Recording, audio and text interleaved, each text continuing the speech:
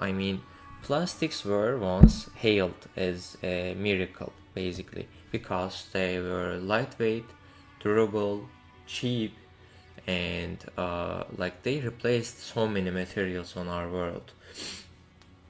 For example, metals, ivory, glass, wood. I mean, uh, the humanity started using more and more every day because of these kind of like the lightweight, durable, cheap kind of uh, the structure and all.